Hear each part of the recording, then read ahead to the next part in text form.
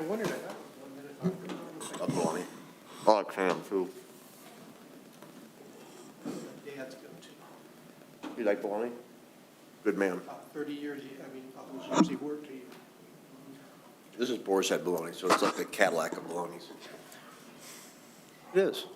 treat with olive. I brought bologna sandwiches. I love bologna. It's me, I'm sorry. Ryan, did you say Cadillac? It's a Cadillac of bologna. Those two words together.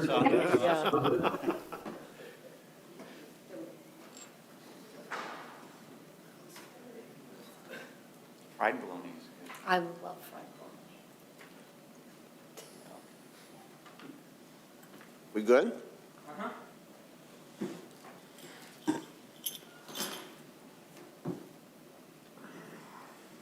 Do I have the right agenda here? No, I think you're looking Yeah. from last week. No, this is for tomorrow. Tuesday. Don't know that I You need a copy of the agenda? Yeah, I don't know that was in my. Here, you can just take mine.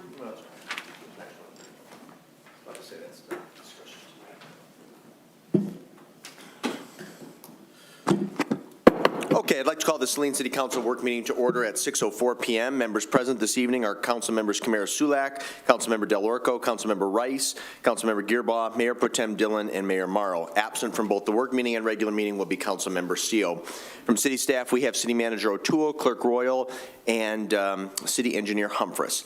Is there a motion at this time to approve the agenda as submitted unless there are amendments? So moved? As submitted, Mayor Pro Tem Dillon? Yes. Thank you. Is there a second? Second. Seconded by Councilmember Camara Sulak. All those in favor of approving the agenda as submitted signify by saying aye. Aye. Opposed, say nay. Ayes have it, and the motion carries unanimously. Is there a motion now to excuse the absence of our colleague, Jack Seo? So moved. Moved by Gearboss, seconded again by Camara Sulak. All those in favor signify by saying aye. Aye. Opposed, say nay. Ayes have it, and the motion carries unanimously. We come now to public comments. Under the Open Meetings Act, any citizen may come forward at this time to make comment or question to City Council. This public comment period will be limited to 3 minutes per person. Anyone who would like to speak is requested but not required to state his or her name and address for the record. Are there any citizen comments from those in the audience? And I'll defer to the city clerk to see if we received any in writing. I assume this is on any subject, not just, but it's capital improvements, which to me means improving the city. And I wrote down some concerns. I think our speed going through the city at 35 miles an hour is heavy. And I think that it should, it's 45 in front of the Ford plant, and then in front of the funeral home, it goes to 40. And that's why a lot of people aren't stopping to shop. They're on their way getting through. I don't know what the speed is, Clinton, but it is our city. The second thing is concerns of islands of property that are in the township. They have their streets cleaned, they have street lights, they have water and sewer cheaper, and their taxes are cheaper. And I would hope, to me, that's a capital improvement, bringing them into the city so they can be proud just like us. Then the other thing was the charging machine. I had mentioned that before.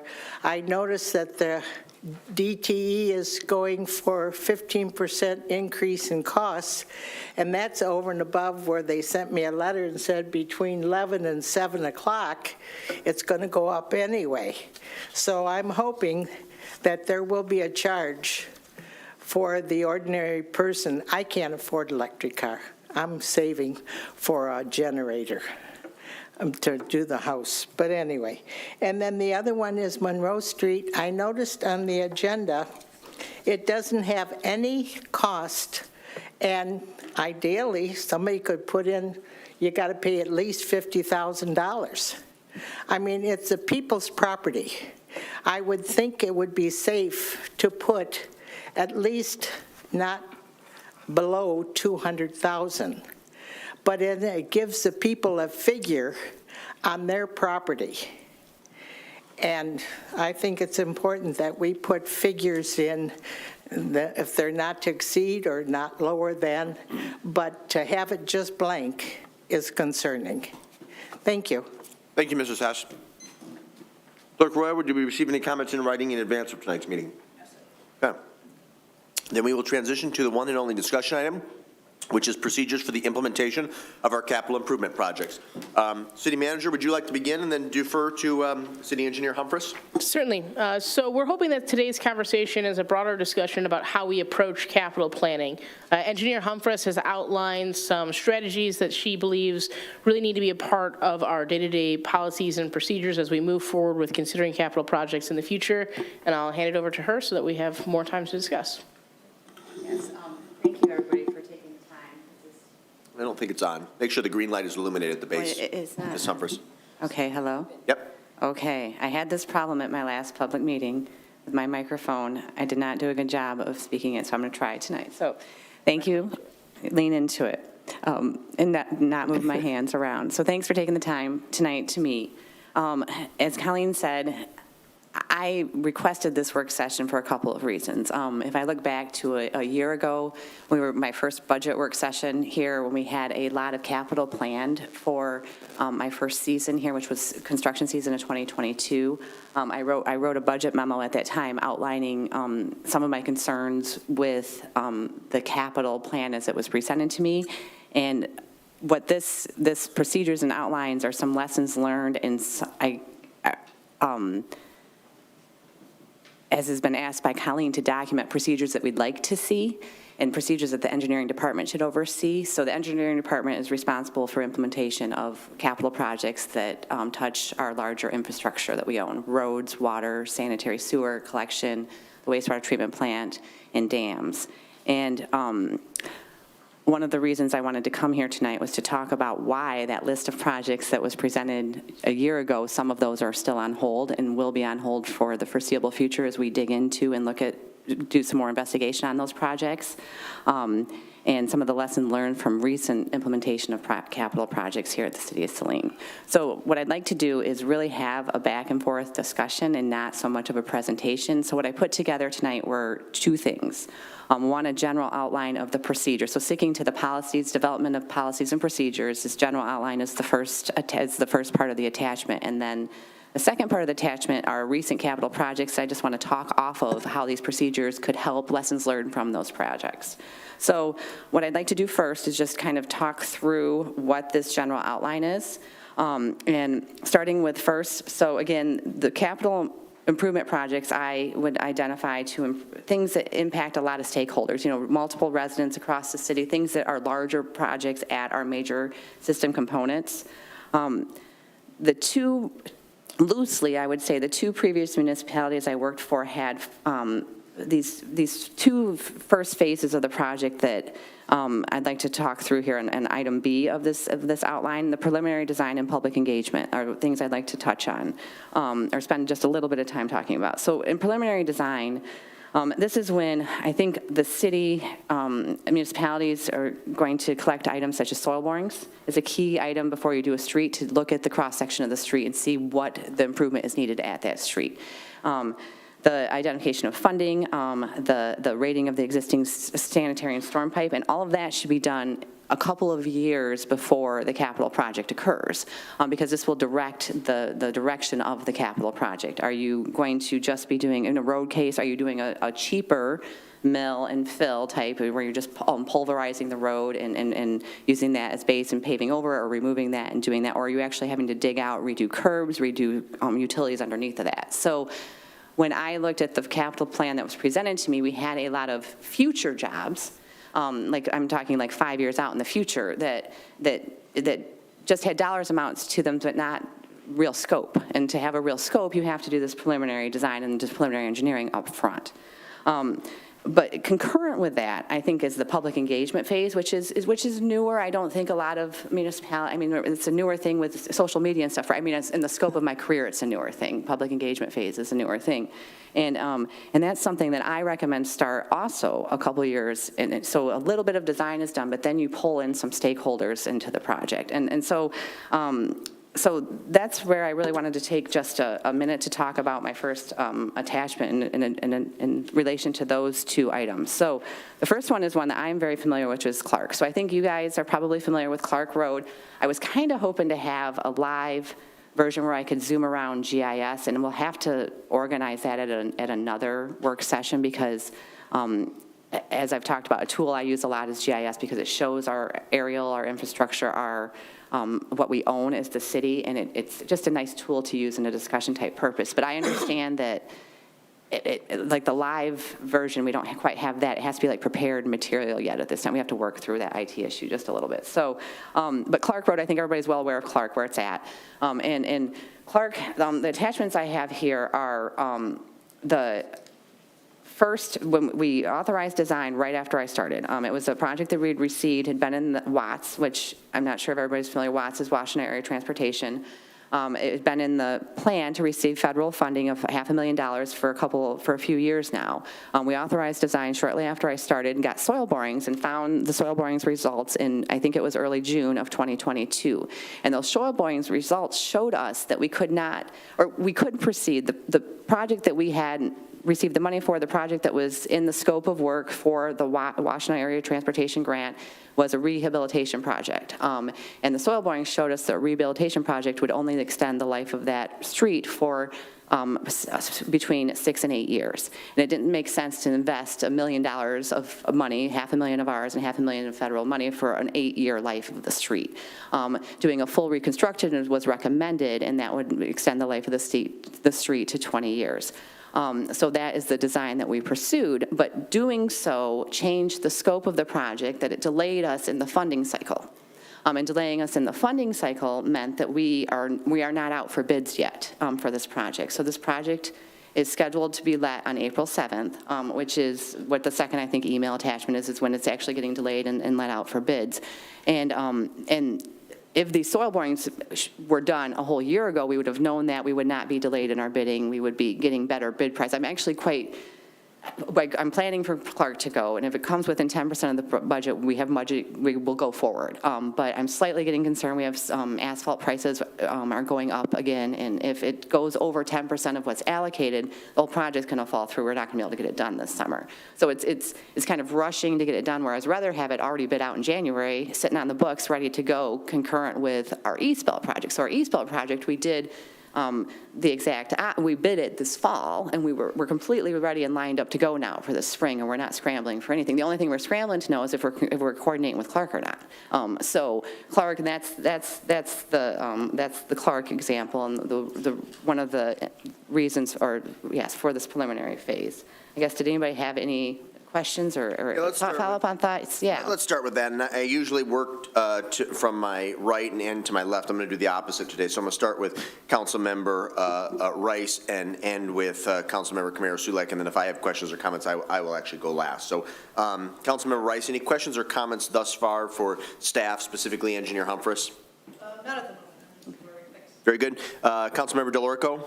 Is it the same contractor for the East Belt? Is the East Belt project contractor also involved with the Clark Street project? I think that they may bid on it. So the East Belt, the Clark project is being bid out as part of MDOT's letting. So MDOT bids out projects on the first Friday of every month. And so they are on the April 7th letting. And I've heard that Vertiterra, who is the contractor doing East Belt, or their sub, which don't quote me, maybe Ajax, might be bidding on the Clark. So we don't know who it is yet, honestly. Okay, so because the bid hasn't been done. My limited understanding of how the planning works for the capital improvement plan is that it is a 5-year plan. We identify projects on a 5-year scope, and then we work to achieve the timelines needed, like we did for the East Belt Sewer project. Mm-hmm. So I lack the awareness or understanding of why it was handled differently for Clark Street. Why were we not doing the soil borings a year ago?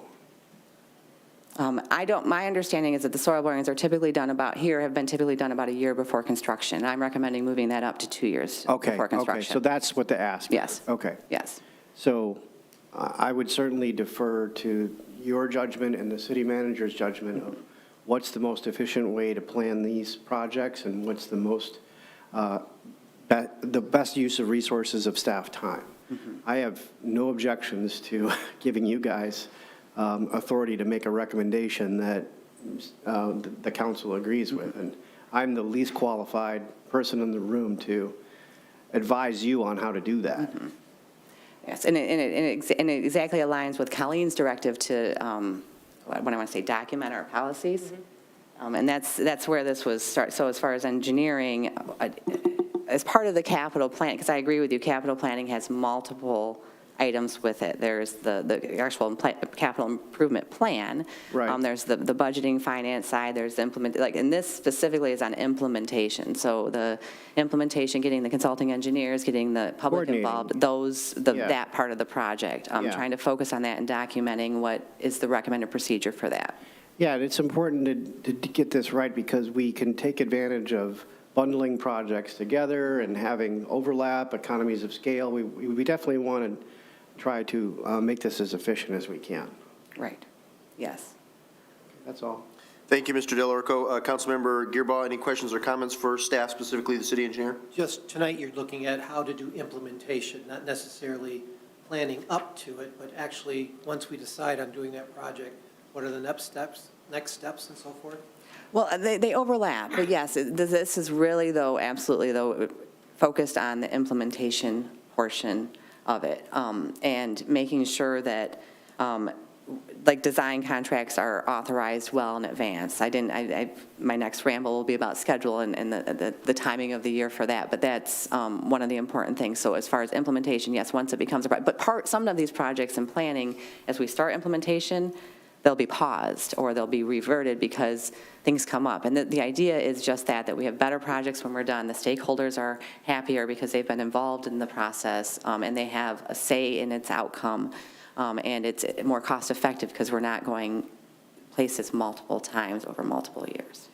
That's fine, and I support that. The idea of building that kind of time schedule in place and being able to actually identify when things will happen, and if we have to back that up in order to achieve that at a more efficiency. Sounds great. So, okay, that's all I have at this time. Good, Mr. Gearbaugh, thank you. Mayor Pro Tem Dillon, questions or comments for staff? Thank you. So I guess, and I think you're going to hit upon this later, is just then understanding, I mean, whatever timeline you need is fine. I think what we need to make sure is that it's attached to our budget and that we're planning ahead because, I mean, we've talked about some other projects right now, but I don't know where they fall in line as like what's been done. And by way of example, I'll use the sidewalk on the west side of town. We've talked about that sidewalk now for a couple of years.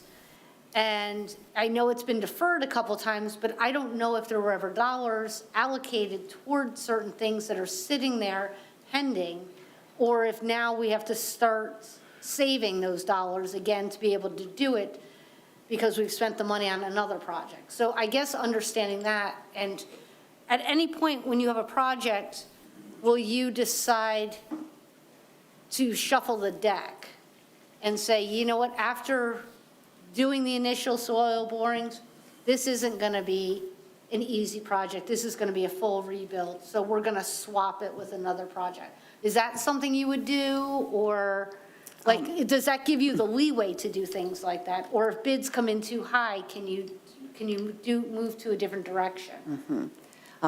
I think to answer the first part of the question, as far as, well, you're dipping in a little bit to the finance side and that, and Elle, I actually discussed with Finance Director, Treasurer Elle Cole, if she should be here tonight, and decided I wanted to stick to the implementation part of it, because that's what I can see. And I think as far as the ClearGov and some of the capital improvement planning work sessions coming up, I think some more of that focus will be on that part of the question. But as far as shifting, yeah, my ultimate goal is that we are operating a true asset management-based capital improvement plan. So we have a road rehabilitation plan that looks out multiple years into the future, and we're doing borings all over the city every year to be multiple years into the future. So those decisions are made multiple years before they become a last-minute decision. But at the same time, yes, there is. I'm learning. I'm a little new to. I'm new to the road management of money. I have more of a history on the utility side, and that there's, like at the Watts level, there's a little bit always of moving money around when projects become, like what I just described, our project had to move what they call from an R3 to an R4, which somehow has to do with rehabilitation and reconstruction. And moving that project, we in theory could take our $500,000 and potentially horse traded that for another project. We've always operated as it's allocated for Clark, and that's the intent, is to keep it there. But yes, there are potential for things to move around. But One of the things we're putting in Clear Glove is a road rehabilitation plan to develop just this. So we're looking at the different types of the appropriate method is being applied to the road at the appropriate time to get the maximum life out of that road. So crack sealing's done when it's a 7, and so it doesn't degrade down to a 4 or 5. We do a 7, 5 years in a row to keep that road up at a 7, and then it eventually, 40 years later, ultimately needs to be repaired. That's what we're trying to get to. Fantastic, thank you. Since Mayor Pro Tem Dillon brought it up, and I'm sure there's people watching or who'll be reading a synopsis of this meeting after the fact, can you give an update on the west side sidewalk? Because that is an issue that many people are passionate about. As far as the West Side Sidewalk is a project that was authorized with design. We have, I don't know what I'm going to call the percent of plans. We've identified where consent to grades are needed, easements are needed. I think that's where the plan set sits probably right now, and looking for funding and staffing.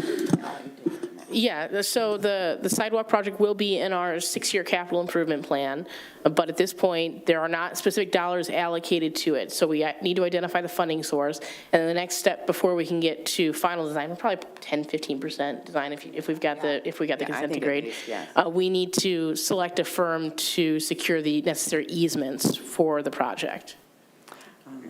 We've also talked about with that project, potential grant opportunities. That is, like obviously the need for it as you've identified. There's, Kelly knows more about this too, but the potential for grants for connecting community. I know that's a specific grant name, but there's a potential grant opportunity. There are definitely grant opportunities that this particular project would qualify for. So it's about getting the timing right for those cycles. Very good, okay. I think, but everyone on the dais would agree that prioritizing the acquisition of those easements should be a top priority. I do believe we budgeted dollars for FY24 for that to happen. Good, and let me restate, it's not that people are passionate about it, people want to see it come to fruition. Oh, absolutely, yeah. They want to see it happen, especially those people who live in the vicinity along West Michigan Ave. So, very good, thank you. Mayor Pro Tem Dillon, any other questions at this time? No, I'm all set, thank you. Excellent. Councilmember Kamara Sulak, questions for staff, specifically city engineer? Yes, I do, Mayor, thank you. From these past projects, what did we learn about, like, the time and having staff to do these projects? We're doing more and more, but how does that get allocated that we have enough staff? 'Cause it seems you're digging out, and so that involves our staff members too. So. And yes, capital is a strain on our existing, already overstrained staff. And I do think the engineering department right now is understaffed, I admit. And I know that the capital plan that I'm managing was my full-time job in Ann Arbor. That doesn't include new development or the utility management or the converting to the asset management plan or developing new policies and all of that. So it is a strain, and that's definitely something that we're taking into consideration as we're developing policies and such. Okay. Are there any metrics for, like, calculating the number of hours that it typically takes for certain functions or anything like that? I've gone to, I don't know if I have a standard metric to go to. I for lack of a better thing, I use a spreadsheet where I list all of the active projects and to manage the workload, if you will, for the department. That's how I'm managing it right now. But I don't know if I have, and there's different projects, of course, we can estimate the time, and there's consulting engineers involved in it that can obviously help with estimating the time to kind of define how many full-time jobs it is. Is that what you're? Yeah, and to make sure that we're not being, we're being proactive and looking before and not after where we need somebody. Right. And what I'm doing is I'm relying heavily, and I do think we're not that big of a city as far as the engineering department. We just have a lot of infrastructure we own. I mean, if you go to the engineering department, to the City of Saline Engineering Department website, there's a table there that summarizes all of the infrastructure that we own. And it doesn't state it per se on the website, but I put that into the order to which I consider to be the most essential to the least essential, if you will, or the most essential to the more fun stuff at the bottom. The wastewater treatment plant's on the top and parks is at the bottom.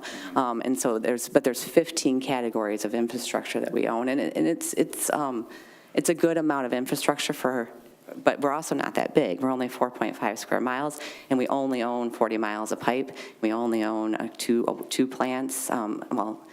So I owned more plants in previous jobs and such. So it's something that the learning curve is shorter. So I think I'm able to catch up in a short time frame. I think I'm fairly up to speed on our infrastructure that we own, and can have a good sense. And that's what that list on the website is now, is to kind of just like the general state of our infrastructure right now. So I started to go down that path, though, in saying that the team that I'm relying on most, though, are consultants, because it makes sense for a city of this size to have less in-house staff and a deeper team of consultants. And that's what I'm relying on other consultants that we've worked in the past and to help with these projects. Okay, great. And then just lastly, if we can get the Clark Street project to tie in with the East Belt, that'd be nice, and that's something I think we need to make sure our citizens know, that we are looking at economies of scale, and that's part of this process. Mm-hmm. So they know why there's not only another road, but that we are forward-thinking and being good stewards of mm-hmm. our tax funds. Yes, I hope they'd come together a little bit better than this last minute of bids, but I'm still very hopeful. I mean, the only good thing about the MDOT bid letting is that it's a very defined scope, so you will get bidders, and we could get good bids still this late in the season. I wouldn't want to bid a utility project this late in the season, but the MDOT potentially. Great, thank you. Before I defer to Councilmember Rice, because she did develop some questions during the discussion here, between the city manager and the city engineer, City Council approved a budget amendment to establish a essentially entry-level position to assist the city engineer within the auspices of the engineering division of our municipal portfolio. I know that had sort of been put on hold for the time being. Where are we at with that? And the question, of course, is spurred by comments made by my colleague just a moment ago, Mr. Kamir Sulak.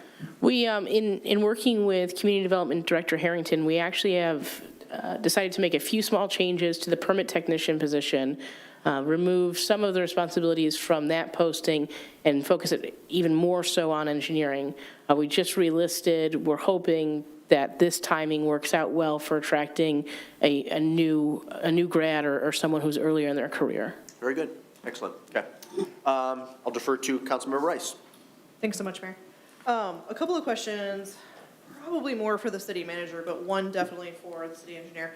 And I'll start with that one. Do you have a project planning software that you're using currently? Yes, we're using ClearGov. So you guys will all see this for the first time. March 20th, I believe, is our work session on capital improvement planning. So that'll be the public-facing portal as well.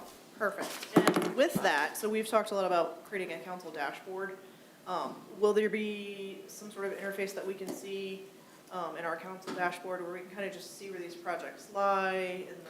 Yeah, so the internal side of ClearGov gives us complete control over tracking finances, tying it directly to our budget. There'll also be a transparency side to it that is public-facing. Council will have access to as well. That includes all of the project updates, information about it, any documentation that comes with it, information on like when council approved specific aspects of it. That'll all be available not only to you guys but to the public. That's going to be really helpful because, like Mayor Pro Tem Dillon said, we remember approving these things, but then it kind of falls off, and we're like, okay, where was it, or did we approve it, or so having that scope, that dashboard to look at will be really helpful. Yeah, anything that ends up, right now our capital improvement plan is not a living document. It's very static. It's not very robust. This will be a living document. There'll be updates in relatively real time. Anything that we share in town halls will get dumped in there, any new project updates, milestones that are hit, that'll all get viewed. And before it officially goes public, we'll have council take an opportunity to look at it and weigh in if there's additional information that you all feel that we're missing. That's wonderful, I love that. Speaking of town halls, so is your team doing sort of after actions or thinking about these town halls? I know that we've had a couple where staff put a lot of time and effort into it, not quite as many people showed up as we thought we would. Are you doing after actions to try to discuss things like bringing more people in, or the types of information that people are actually asking in these town halls? Yeah, and we've also talked too about whether that format is the right fit for every type of topic. There may be better ways of connecting with the stakeholders for a specific issue by us going out to those stakeholder groups more directly rather than trying to ask people to come in. I know that that's something that Community Development Director Harrington is working on specifically with the issue of density. He'll kind of be going out to meet with groups that maybe have a vested interest. That's great. And then from those town halls, what are you doing with that feedback? Are you guys sort of putting that back into your work plans or your adaptive management loops? And has there been that type of information gained from those to be able to do that, or is it more just sort of understanding what the community is thinking? I don't know that we've had a situation yet where like a town hall has necessarily changed any aspect of the scope of a project just yet. Certainly as part of what we're talking about here, though, is getting ahead of engagement earlier so that it is more informative to the process. Yeah, what got me thinking was the... Oh, well, it's a good transition if you want to jump on that. It got me thinking was the East Belt project and the folks from Maple Oaks wanting to discuss the enhanced crosswalk and catching that at the later stage rather than the 2 years ago sort of planning stage. Absolutely. Yeah, that's great. Yeah, and that's really what we're looking to accomplish with the timing of how we're approaching these procedures for capital planning. I don't know if you want to just use this as a segue to talk about one example of like a resident engagement piece. Okay. Yep, please continue then. So I'm actually going to jump to just attachment C, because this is really the meat and the bones. I'll get back to B if we have time, but this is a real good lead into attachment C, which is the Marpool Woodhill project, which is one that you have seen for multiple years on the capital improvement table. It was one that was slated for, design was approved before I started in September of 21, I believe, maybe October of 21, but fall of 21. And it was with the hopes of being constructed in summer of 22. So basically, it obviously was not constructed last year. What you're looking at here, so design has proceeded, and we do now have we have plans that are done at this point. But I wanted to point out that this particular project is one of the main reasons I asked for this meeting. In accordance with our existing procedures, the road width was left as is.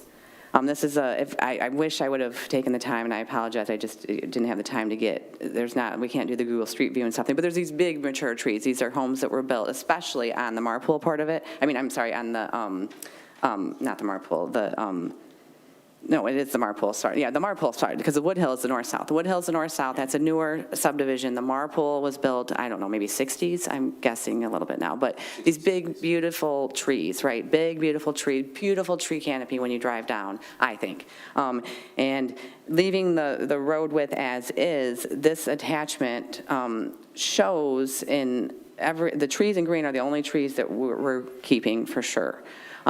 So with the current design, this many trees, I think that this road would look substantially different, would change the characteristic of the neighborhood in accordance with our existing policies, procedures, one of those being keeping the road width, to do what needs to be done out here. And this is one of the reasons why I think some historic projects haven't tackled, because it gets expensive and it gets complicated. But the storm sewer that goes around the corner here on Marpool, there's not even a structure in it. So that's concerning, because storm sewer is straight pipe, and you need to have a structure at every bend, because that's how you access the pipe to clean the pipe. There's not a structure at the bend, the pipe separates, and then a void, that's ultimately what creates a void in the road. Needless to say, the storm sewer absolutely has to be done. There's some other water utility needs with this project. But this is a project I really just could not do in good faith because the trees, that's a whole nother policy, the best time to plant a tree was 30 years ago. So to get a good tree policy going as an overall city, to get ahead of this is going to take multiple years, right? And our DPW staff and arborists rightfully will tell you that some of these trees are very near the end of their useful life. That doesn't mean I think we should still go tear them all down. I think it drastically changes the characteristics of the neighborhood. So an option in this would be to narrow the road and limit parking to one side of the road. That involves a lengthy public engagement phase, and I think that residents could see a benefit for that. Or maybe they say, fine, we want all the trees gone. I don't know, without engaging them and talking to them. So I think this project is a perfect example of extending that engagement phase, and also leads into the second page of my over my original memo, items for consideration, just that all of these items are considered early on in the project, and road width, and that's why road width and tree removal is on that. And the last reason I bring up the road width is to the engineering department discussion, a key tool to do the job effectively is updated engineering standards. And we will be bringing a draft of that. I think we have a work schedule, another one of these sessions scheduled on engineering standards in a month or so. And one of those items will be the road width discussion point. Because right now we do mandate, I think it's 30, it's quite a wide road width is what our current standard road width is. So. Let me say, all of the recommendations that are enumerated in your memo, I support. Similar to what my colleague, Mr. Delorco, said, this is not my vocation. It's not my area of expertise. It's yours. So I would defer to your judgment and that of the city managers. I will say specifically to Marlpool and Woodhill, I think your recommendation to do some sort of public engagement session, forum, coffee hour would be particularly valuable. And I'll cite my own experience. When I have campaigned in the past, the obligatory question I asked anyone who answers their door is there an issue that falls within our municipal portfolio that you feel strongly about? And to a person, when you visit homes on Marlpool and Woodhill, they say the condition of the road. There's some folks, especially on Marlpool, I can think of specifically, who are very much concerned and would like to see that project expedited. But I'm sure they would have strong opinions and thoughts on the preservation of trees, limiting parking to just one side of the street, and also making sure that there's ample stormwater capacity in the event of torrential rains, which are becoming more frequent. So long story short, I would definitely support that recommendation and would do anything I can to help organize that. I think that's something that we ought to do sooner as opposed to later. Yeah, absolutely agreed. So, okay. I'm sorry, I may have cut you off. No, I was just going to say, I think we all understand that the specifics of this topic are more nuanced to the roles that Tesha and I play within the organization. The reason we want to have this conversation now and why we think it's so important is, as an organization, we need to move away from reactionary-based planning. And that means that things are going to take time. And really, we're asking, by outlining this process here, everyone to respect the time that takes and the steps that are going into getting us there. Right. I hear that, and I think what I would say in response is the additional time will create better outcomes. Absolutely, unequivocally. So, yeah, I'm very much in favor of taking a little bit of extra time if it produces better outcomes, especially on the infrastructure front, which is a key priority for this organization, has been over the past couple of years, and I think will be a critical priority in the ensuing years as well. City Engineer Humphreys, did you have anything else you'd like to add at this time? Nope. Okay. I'm going to jump back to Councilmember Rice and end with Councilmember Kamara-Sulak. Just real quick, and then I'll move on. With this project planning taking longer, rightfully so, and you all have heard this from me before, and I have praised you all on this in the past, communication with the community is key. So the fact that you have built that in at early stages, I could not be more pleased. And so I thank you for that. And again, I reflect what my colleagues have said. You know, we defer to you for what you think is best for your department and for your projects. But then, you know, I also appreciate the communication with us so that we know where you're at, where your projects are, where your headspace is. I think that's just the right way to do this, and so I appreciate that. Thanks. Thanks. Very good. Councilmember Delorco. Thank you. I am certainly in favor of allowing more time for planning to make sure that these projects arrive at the desired outcomes. One of the things that I've always thought was useful and helpful in projects that have been done in the past, and we seem to have moved away from this practice, is instead of relying on social media blast to announce intentions of a town hall or anything like that, Marlpole would be the perfect example of this. We could send a letter to every resident that lives on that street and say, there's going to be a discussion on this date referencing what's going to happen with Marlpole. We'd like you to attend to provide your input. When somebody gets that letter in the mail, they read that, they know it affects them directly, it's going to produce a greater attendance at that town hall. I firmly believe that. Oh, I agree with you, and in fact, that's what we've done at the last town halls, and we already have the Excel spreadsheet set up for the Marlpole Woodhill with that ready to go for the, because we're kind of eyeing town halls, as the mayor alluded to, in the near future here. And so for East Belt, is the most recent one, we sent out 350 mailings to the East Belt Town Hall. Excellent, and I'd like to see that adopted as a practice. I don't know if we need a policy for this, but in general, if we're going to be doing something that affects zoning or affects nearby residents, we should be communicating with them directly, because not everybody interacts with social media the way we might think. If I may, I think our policy over the last probably 4 or 5 years has been if there's a project that's going directly and unambiguously impact a property owner, not just a resident, but a property owner, we usually send a direct mailer to that household or that. Correct, yeah. Really, the only thing we don't do direct mailer for is like citywide or high-level conversations. And it is effective, Mr. Delarco, because they generally see City of Saline, I think it's a bill. So the reason They open it. the reason I bring this up is because I think when we rolled out the rental inspection ordinance, we gave directives from the dais to write to the single-family homes that were going to be rental properties to get their input on that process. And I'm not sure that ever happened.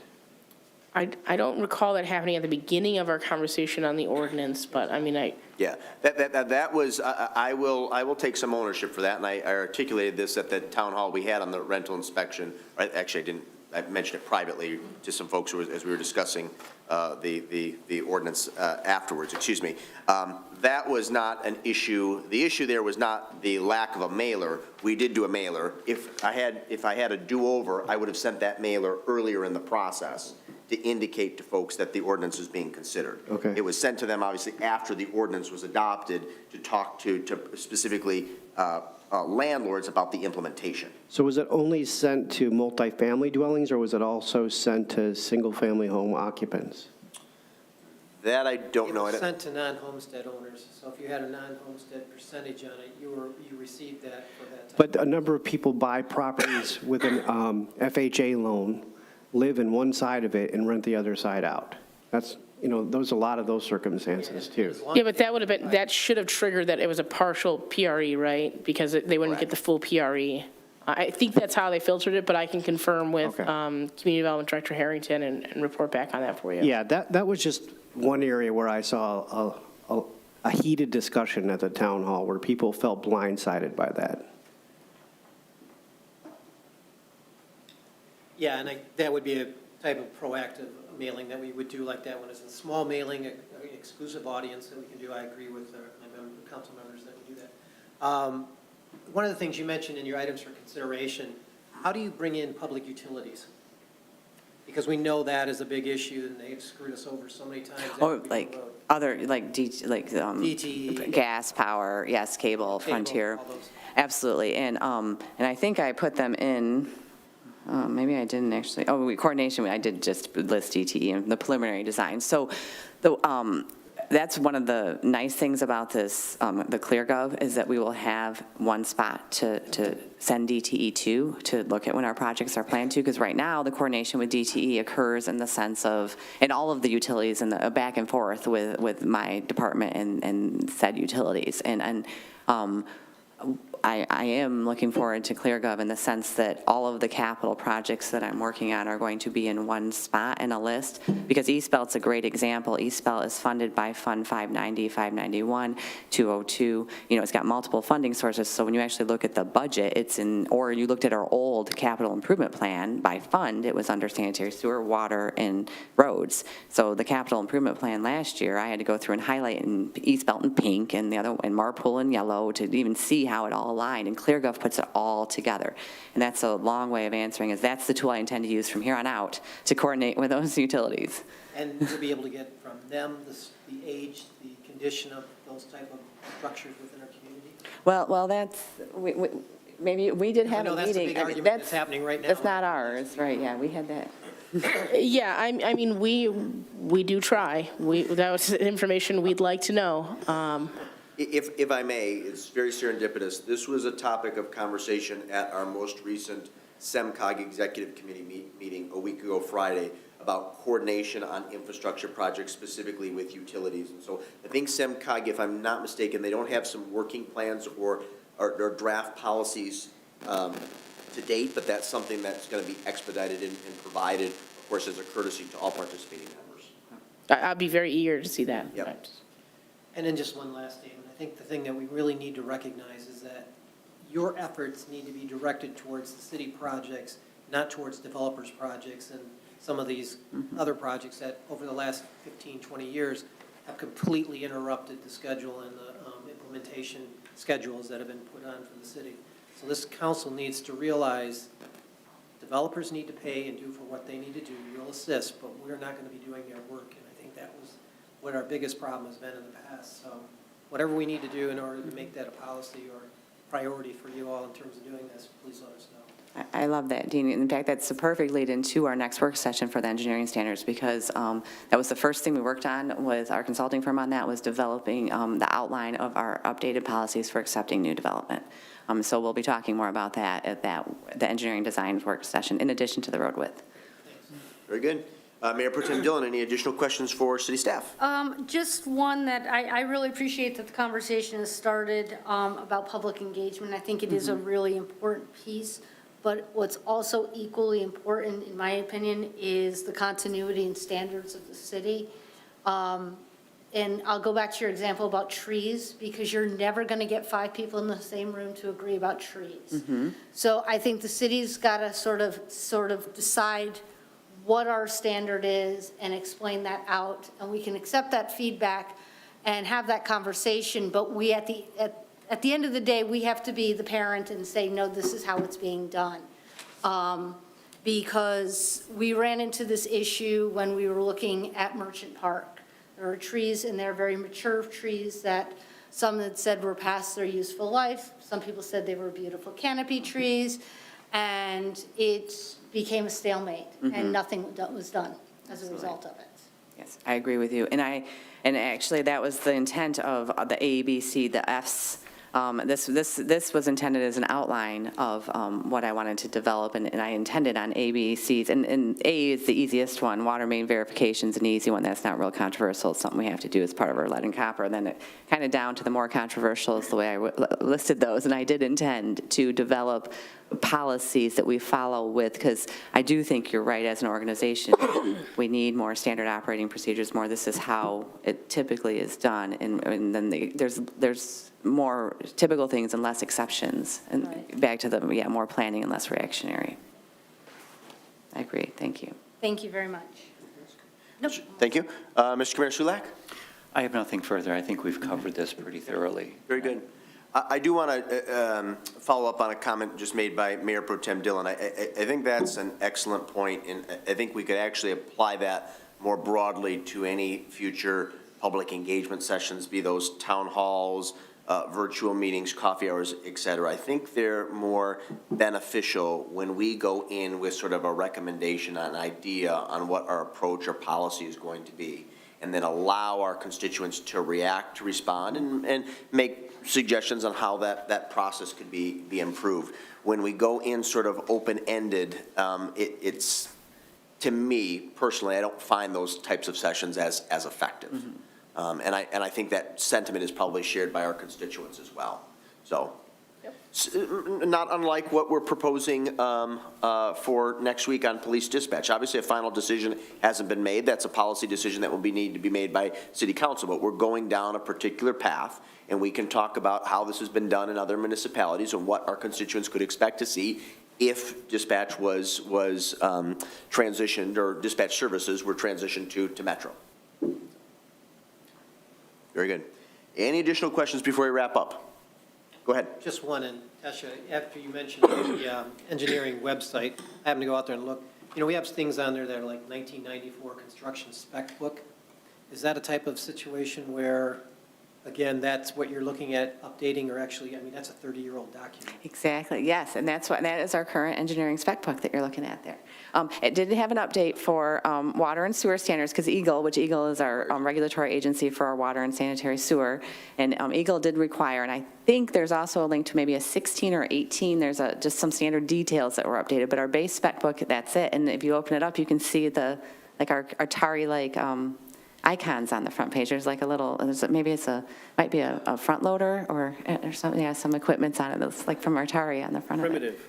So, but that's what's getting updated. So we'll be back with a draft or some outline of the draft. I'm hoping that it fully is adapted by, it has to go through by the end of summer, but we're coming for a work session on that. That goes through planning too, doesn't it? It does, because it's, ordinance updates, you have to Yep. speak to exactly, but there's steps after, because it requires an ordinance update. Thank you.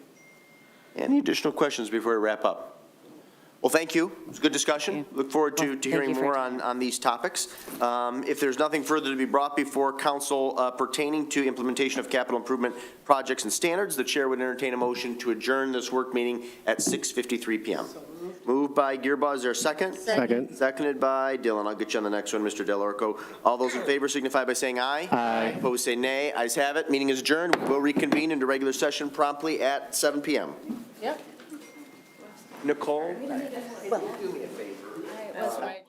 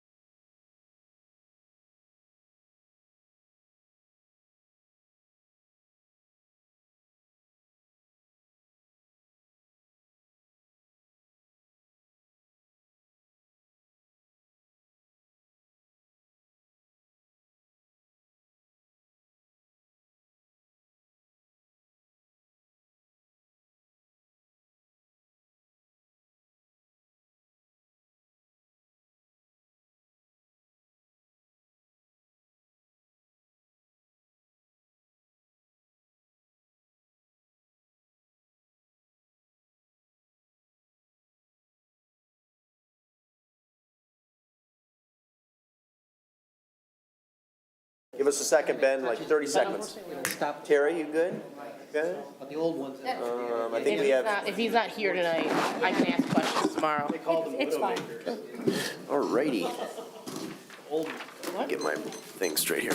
I'd like to call the Saline City Council meeting to order. If you'd please rise and join us for the Pledge of Allegiance. I pledge allegiance to the flag of the United States of America and to the republic for which it stands, one nation, under God, indivisible, with liberty and justice for all. Thank you very much. There are copies of the agenda on the back table, along with hearing devices and a sign-in sheet. We would encourage you to sign in if you are a guest this evening. Members present are Councilmember Kamara Sulak, Councilmember Del Orco, Councilmember Gearbaugh, Councilmember Rice, Mayor Pro Tem Dillon, and Mayor Marl. Councilmember Seal will be absent this evening. From city staff, we have City Manager O'Toole, Clerk Royal, and Community Development Director Green. Harrington, good, my goodness. Whoa. My memory was going. Verbal ticks.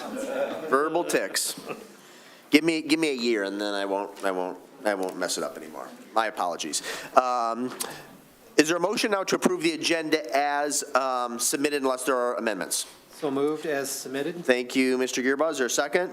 Second. Seconded by Mayor Pro Tem Dillon. All those in favor of approving the agenda as submitted signify by saying aye. Aye. Opposed, say nay. Ayes have it, the motion carries unanimously. Can the chair entertain now a motion to excuse the absence of our colleague, Mr. Jaxio? So moved. Moved by Kamara Sulak, seconded by Rice. All those in favor of excusing the absence, say aye. Aye. Opposed, say nay. Ayes have it, the motion carries unanimously. We come now to citizen comments on agenda items. Under the Open Meetings Act, any citizen may come forward at this time, make comment or question on an item that appears on this agenda. Comments will be limited to 3 minutes per person. Anyone who would like to speak is requested but not required to state his or her name and address for the record. Are there any citizen comments on agenda items?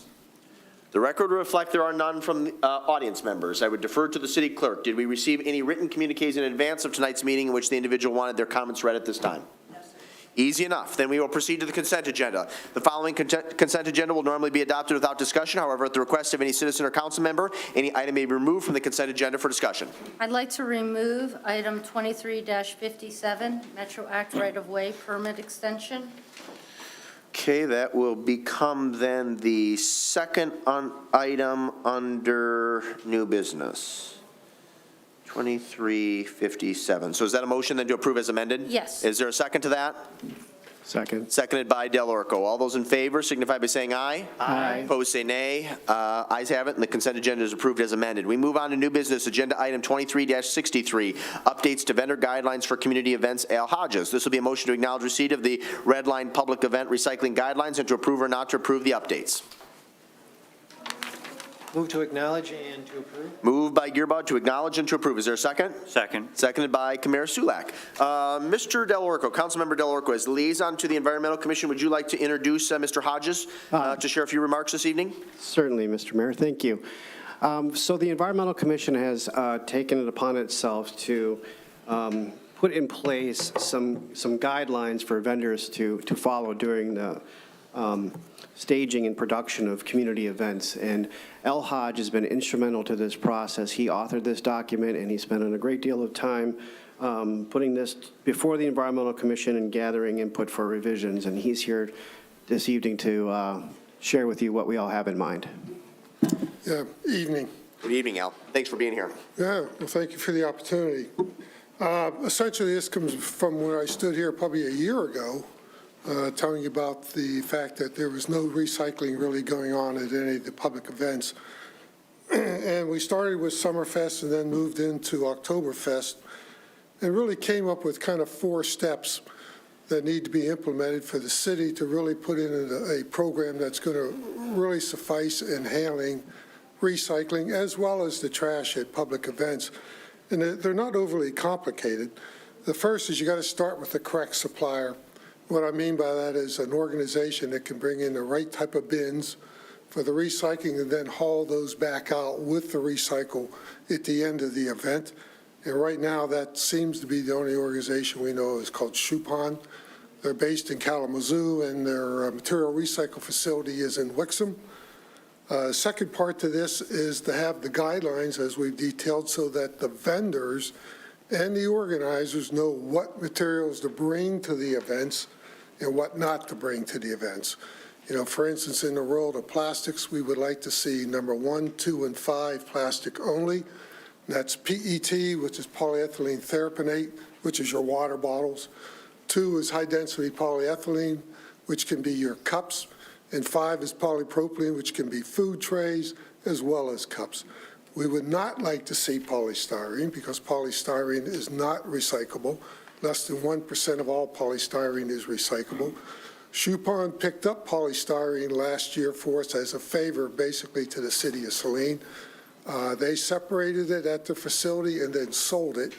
One went to be burned, which is why even do all this if we're going to burn it. And the second went to a provider out in the Chicago area, which I think they probably burned it as well. So it's not a reasonable path. The third part that the event organizers need to know is they have to have volunteers in place to handle and clean up and pick up the trash as well as empty the recycle bins. You know, it's been proven that if the bins are left full, people just simply drop their waste on the ground, and it defeats the whole purpose. And then really 3 is it's education of the public, and that can be ahead of the events. It can be signage on the bins, and it can be just simple announcements made throughout on the PA systems. So to me, this is really not an overly complex thing. We can easily pick up all the plastic, providing it's the right plastic, paper, cardboard. Chupon takes that. They'll take all glass, and they'll take all aluminum as well. Then all you have to have is a waste management dumpster that the trash would go into. And at the end of the event, we pack up the bins, give them back to Chupon, they pick up the trailer and drive away. I mean, it's kind of a fairly simple, clean process. So we certainly would like to see the council here review this thoroughly and adapt this procedure and make it a requirement for anybody holding a public event. Very good. Thank you for that synopsis, Al. That was very thorough. Mr. Delorco, again, as liaison to the Environmental Commission, is there anything you'd like to add at this time? Just that for everyone's edification, polystyrene is styrofoam, commonly known as styrofoam. It's the food containers you often get when you get takeout from a restaurant. And our end game, our goal is to eventually move our vendors away from using that at our community events because no one will recycle it. You can't recycle it. It sits in the landfill for God knows how many years, and frankly, it should be banned from the face of the earth. But we still have it. It's still ubiquitously used, and we're hoping to move this along in a piecemeal fashion, but this is the first step to get our community events on board with using this vendor that was very successful during Oktoberfest and Summerfest of last year, and we'd like to see the trend continue. Very good. Thank you for that. Are there questions for either our guest or our liaison to the Environmental Commission? Mayor Pro Tem Dillon, and then I'll jump to Councilmember Rice. Thank you. So just for clarification, would this mean all events that happen within the city? Or are we just looking at our, big 2, big 3 type events? I think what we had in mind was any time someone would have to go through the process of filling out the community events application policy that we just approved, that this would be added as some kind of amendment to that process, that they would agree to adhere to these guidelines. Okay, and that's my second question, is that would this then, can we retroactively add this to those applications that we have already? Because now we're getting back into, this is going to be a third-party vendor, which is going to be costs attached to things. They, in my discussions with Main Street leading up to us approving the community events policy and last week's discussion around continuing to waive fees, they're at least verbally communicating to us that they're willing to be on board with this idea and that they didn't have any problems with it last year. So I don't know that we need to exert it by way of amending the policy formally, but that's a discussion for the council to have. Yeah, and if you recall, we will be discussing the special event policy again next week, at our next meeting, because we had some changes that arose out of that special event application. We can certainly propose some language to this effect, but as with any policy change, we kind of have to grandfather in those that have already been approved and only apply it moving forward. Right, yeah. And I suspect that we'll get compliance either way. Okay, that sounds great. And then the only other thing I wanted to ask you about was you mentioned about the 5.5 diameter. Did the beer jugs fit in those? Was that the question that we had last year? Did they fit in there or were? Yeah, they actually fit. Okay. You know, just an interesting, though, point on that, we had almost no trash go in the recycle bin. We had recycle go in the trash bin, because the trash bin was an open top. That's why people like Waste Management can't provide this service. They give you 2 big containers with open tops, and everybody just puts in everything into anything. That little hole stops people from putting trash down into that recycle bin. I do remember that last year it was very successful, I believe, at Oktoberfest, or Summerfest. Yeah. And to the point that they were overflowing, so I appreciate you making mention that they definitely need to have volunteers Yeah. that are going to be proactive in emptying them. So that's all I've got. Thank Very you. good, thank you. Councilmember Rice, questions for either Mr. Del Orco or guests from the Environmental Commission? One question being, you know, what's the repercussion for non-compliance for this? Do we just take it into consideration next year when we approve events that they were not compliant, or what, are we going on good faith here? Well, like we outlined earlier, we can't retroactively apply this to their application if they've already got their application submitted, but my hope would be that we can hold them to it ahead of approving their application, that they agree to this type of environmental stewardship if they're going to host their event. Yeah, that makes sense. I just wanted, you know, it doesn't really kind of lay it out here, you know, I don't want, you know, the events that we have established, you know, I know you worked with us at Summerfest last year and Oktoberfest. You know, we're all going to comply with this, obviously. But, you know, a newcomer comes in and says, oh, yeah, sure, you know, we'll comply with that, and then they don't. What's the repercussion? You know, do we just the following year say, hey, you didn't comply with this, and we need to have a serious conversation about whether or not you're allowed to come back? I mean, in my judgment, issues involving non-compliance of this nature ought to be assessed when the community event is established, sanctioned, and approved by City Council. So if there was an issue with recycling or trash pickup, I would hope that between Mr. Hodges and the Environmental Commission, that would be reported back to council and staff, and we can consider it at a future date when that particular event is subject to review and approval by City Council. Yeah, that would be great. I would appreciate perhaps like a yearly update, like, you know, after action. Like all the events this year, you know, were compliant, or here are some problems that we found. We may need to adjust a couple of things. I think going forward, that would be really helpful to folks running the events, as well as the city, to see if we need to adjust any of these things. But I think this is a great first step. And like I said, as a member of the Summerfest Volunteer Committee, it did seem to go a lot smoother than it has in the past. I've been elbows deep in those garbage cans in the past, so I appreciate the effort. Well, you're welcome. Yeah, Shupon does give you an after report of how much weight, and so that would be a good time to provide an after report with that information. Thank you. Any additional questions from the dais? Mr. Gearbaugh.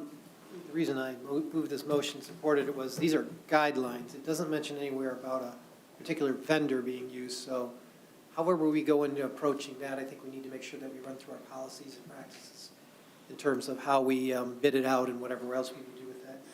My only one concern is that for some organizations that are doing events, is it our intent to provide them with the bins and such, or are they supposed to pay for them? I mean, right now, we currently have Waste Management pay for it. Can you address that, Mr. Hodges? Sure, yeah, it would be for pay.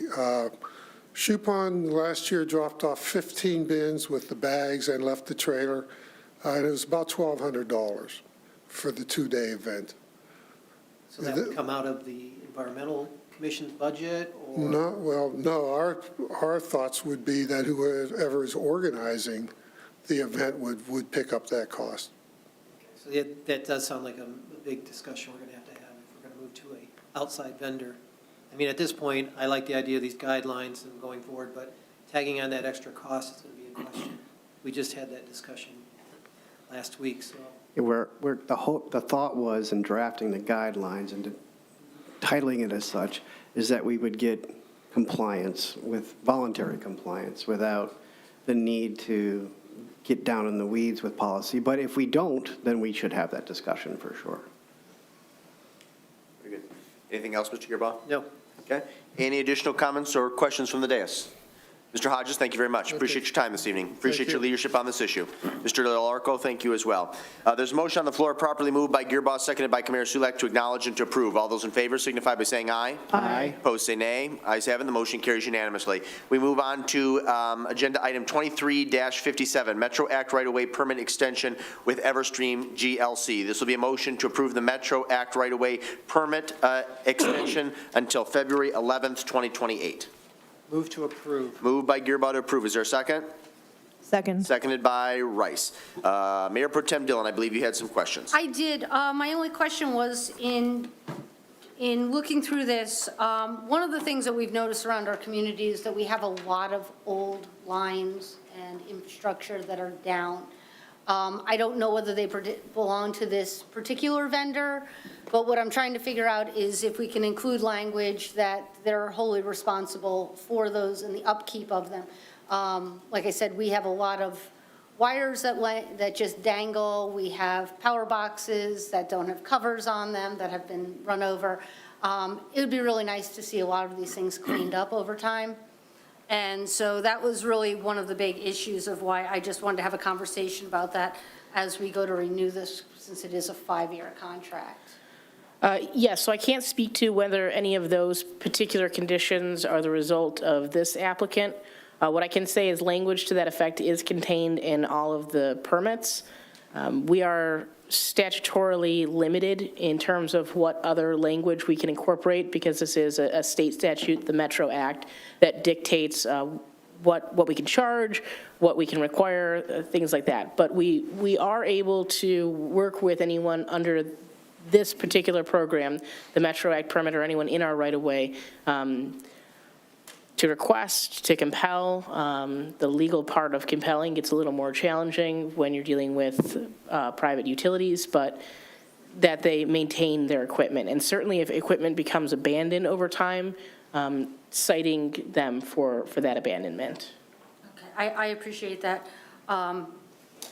because I do think that's really important. The other issue that we've had as of late is it seems as though we have people, in our right-of-ways digging that we don't know about.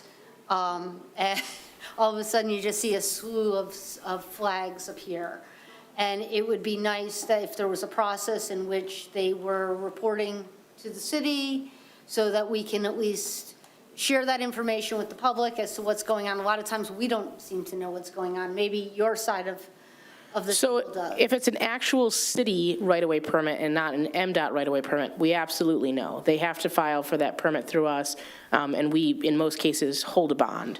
So that would be something easy for us to report on.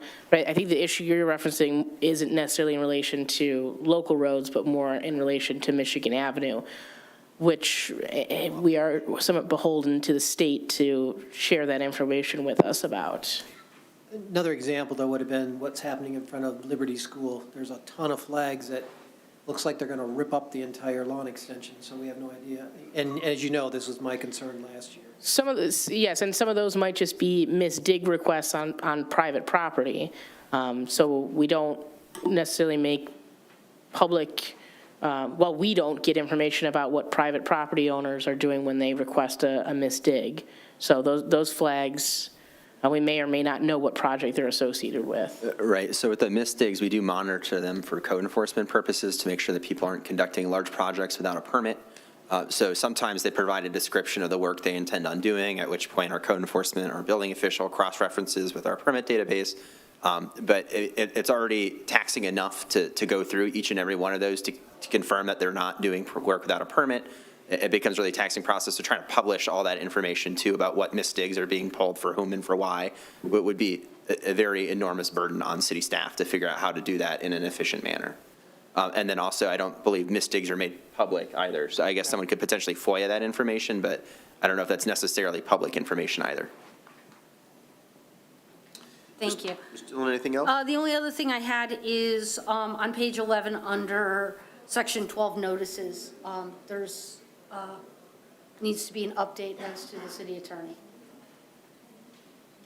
Oh, thank you. Still is Clark Hill, It's- or Dickinson Wright, excuse me, okay. Yep, that change can be made without objection. And that's all I have. Thank you. Any additional questions or comments regarding this issue? We have a motion on the floor, then moved by Gearboss, seconded by Rice, to approve the Metro right-of-way a permit extension until February the 11th, 2028. All those in favor signify by saying aye. Aye. Opposed, say nay. Ayes have it, the motion carries unanimously. We move on to new business item 23-58. This is the potential sale and purchase agreement of 207 Monroe Street. This will be a motion to acknowledge receipt of the memo from City Manager O'Toole and to accept or not to accept the offer of purchase of 207 Monroe Street. We'll fill in the blank, subject to review and approval by the city attorney and city manager. I'll move to acknowledge receipt. Okay, moved by Gearbox to acknowledge receipt. Is there a second? Second. Seconded by Dillon. Ms. O'Toole, would you like to begin? Certainly. So at this point, we've received what staff views as two very viable options for the purchase and redevelopment of that site. Both developers have a successful track record building other properties within the city. Both are willing to offer at least the asking price or more than what the city listed the property for. And we believe at this time it would be in the city's interest to select a developer to move forward with. Very good. Questions for the city manager? No questions? Okay. If there's no discussion on the motion then, all those in favor of acknowledging receipt, say aye. Aye. Opposed, say nay. Ayes have it, the motion carries unanimously. I'll actually offer a motion from the floor to accept the offer for the purchase of 207 Monroe Street from Livonia Builders, subject to review and approval by the city attorney and city manager. Second. Seconded, all right, so moved by Marl, seconded by Del Orco. I can begin as the mover. First, let me express thanks to both entities, Livonia Builder and Lewis Klein, Huntington Homes. I believe early in the process, if I'm not mistaken, City Manager, there were also maybe 2 or 3 other petitioners. And so we appreciate everyone's interest in the property. I actually could probably be in a position to approve either proposal, but as a matter of preference, I thought the Livonia Builders submittal that was evaluated last week at our council meeting was the stronger of the two and more appropriate for that particular parcel in our community. Obviously, if this motion is approved this evening, it's just the first step in a multi-step process. Agreement will have to be approved, there'll have to be a closing scheduled, and then this development will have to go through the normal planning and zoning process, which may include a council chiming in if there's any request for special land use and zoning board of appeals in addition to planning commission if variances are necessary. So again, my preference is Livonia Builders. That's the motion that I moved. And I would also note for the record, and the city clerk can correct me if I'm wrong, Councilmember Seo, who is not able to be here this evening, did chime in on the issue. An email from him was forwarded to you all earlier this evening. And Clerk Royal, if I'm not mistaken, he also expressed a preference to the proposal from Livonia Builders. Is that correct? Correct. Very good. Okay. Is there additional discussion on the motion? Oh, I'm sorry. Go ahead, Mayor Pro Tem Dillon. Thank you. My only question was about the size of these properties, a 1,600 square foot home, and if that was really the demographic and that we're looking to fill for right now. I thought we were looking for smaller entry-level homes. You're talking 3-bedroom, 3-bath homes at this point. And so, I mean, I think the pendulum seems like it has swung completely to the other side on this one, where we went from complete density into, and rentals now into single-family detached homes. And so I'm not sure still that this is the right project for this space. I think there is an opportunity to have a little bit more density beyond 20 homes in our downtown area. And so I would like to see, whether they're smaller properties, smaller square footage, smaller footprint, and then maybe put a few more into that so that they truly are an entry-level home. Because I just want to make sure that we're in the right size and the right price point for those that we're trying to move into our community. Yeah, so I can start. So the homes are pretty much in line with other homes in the city. It would meet our standards for homes themselves. So we have lot size area requirements, and then we have building size area requirements. So it does meet the building size. The issue is where it comes down is to lots. So the lots are too narrow per our zoning code, so they'll have to go through PUD, assuming that the developer gets this property and continues forward this proposal. So it really comes down to lot size being different. And from what I heard of Mr. Very's presentation last week, that was kind of his comment, that lot size is the real kicker here, that allows you to build more homes on a site. So in theory, yes, we could look at a smaller lot size to allow more homes. We could still talk about it being in the R3A district and trying to change density standards with R3A, rezoning to R3. There are a plethora of different options, but ultimately, based on the feedback that we received on the density standards alone, and the larger conversation we're having, if this is what the council's choice is for that specific property, given the context of it, near the neighborhood, near the cemetery, et cetera, then staff has no particular issue with it. There are other opportunities for more dense housing in the community, and I think that hopefully working collaboratively with the master plan and coming back to you later this year with revised density standards for the entire community, we can have a more thorough conversation on those topics. So if there are other questions, I had to answer those as well. Okay. My only other concern about this property is that it is a one-car garage, one car, one pad type garage, and you're talking about a 3-bedroom house. So, generally there's going to be at least 2 vehicles there. So someone is going to have to use a garage for storage of a vehicle. And so you're going to, I just want to make sure that we're not going to run into an issue with parking. That's my only issue with this lot also, is sort of understanding that, I don't want to see People's Park become overflow parking. Yes, I would add too that another thing that was brought up at that density town hall is that just because a project is more dense, just because it fits maybe a specific need for the community, doesn't mean that our code is any more or less enforceable as a result. So if people parked in overflow in People's Park, they'd be subject to the same parking standards that any other resident that might choose to store their car there. Talking to Mr. Very, I don't believe that would be a particularly concern at this property, but that's definitely something that would be reviewed as part of any sort of PUD or rezoning process. Thank you. Any additional comments on the motion? Mr. Gearbaugh. For me, this project has been back and forth. When we initially started out, 2017 or earlier than that, the idea was to put a distinct type of housing in there, and it hasn't been that situation. Although I think this type of plan is going to allow a little more agreement with what types of homes are there, the historical aspect of it. As you look at it, a one-car garage, most of the homes that were built in Rolling Meadows, or even the ones in some of the other areas that we talked about tonight, some of those starter homes were more around 1,000 square foot, but they also had a one-car garage, but a much larger lot. They were ranches and so forth. I think based on the size of this lot, this is appropriate for it. And both developers have good records in their community. I mean, Mr. Verdi has done a number of them, including the one that was off of Mills, which is similar to what I kind of picture this and feel that this will be a good addition to our community. It's unfortunate we can't build something for $200,000, but land and construction costs are still going to be an issue until we figure out something else. Thank you, Mr. Gearbaugh. Mr. Kamara Sulek. Yeah, I'd like to add on to Mr. Gearbaugh with, we have very, very few homes in Saline that are under 1,500 or 1,600 square feet, and just like the 1,000 square foot ranches that are by Pleasant Ridge School, many of them just have a carport, or maybe some of them have 1 and a 2-car garage. In my feel is that it fits the need and is as accessible as we're going to get. So I'm excited about it. A little apprehensive about the parking, but we'll see how that goes with planning and thinking about this a little deeper. So those are my thoughts. Thank you, Mr. Kamara Sulek. Any additional comments? Mr. DeLorico, please. Thank you. I'll jump to you next. I just want to emphasize that it's been a long time coming to try to make the best use of this property, and there's been a lot of back and forth on how to agree on what to do here. This developer is bringing to us a plan that, to me, fits the demographic in the area as close as we can get. Prices are coming in at the base entry point of $300,000. It's very difficult to find a house for $300,000 in the city of Saline today.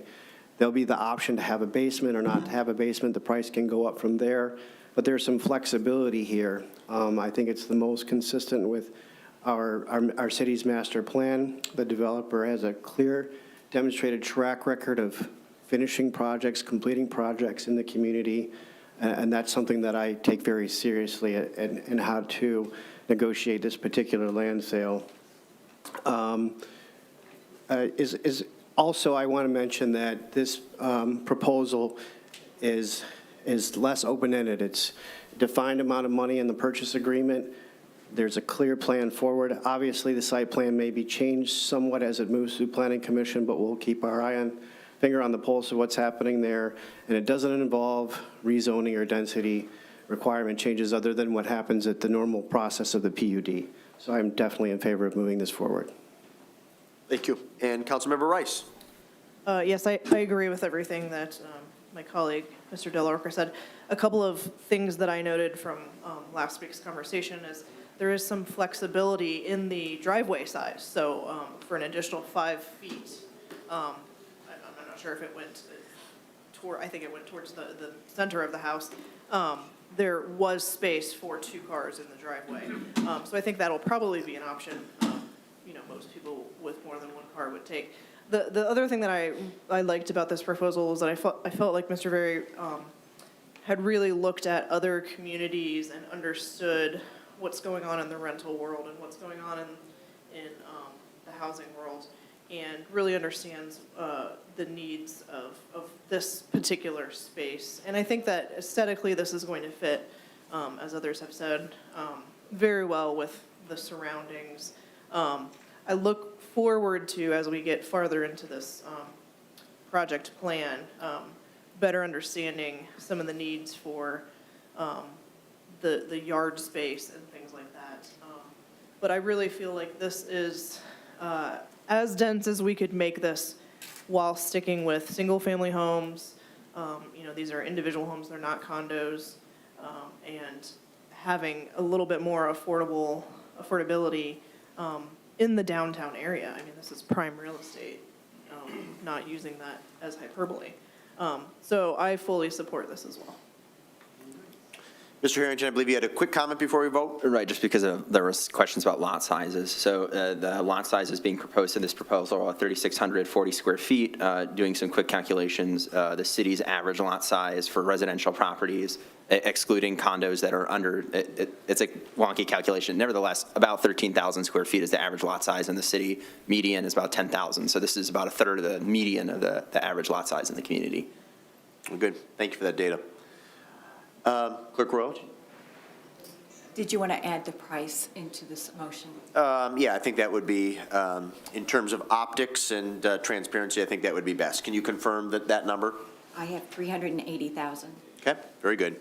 Being that number will be included in the motion without objection. Well, I don't object. Mr. Delorco as the seconder, you don't have any objections, do you? None whatsoever. Very good. Okay, thank you for that, Clerk Royal. If there's no additional discussion, we do have the motion on the floor moved by Marl, seconded by Delorco to approve the purchase agreement subject to review, to approve the purchase to Livonia Builders subject to review and approval by the city attorney and city manager with the price just enumerated by the city clerk. All those in favor of the motion say aye. Aye. Opposed say nay.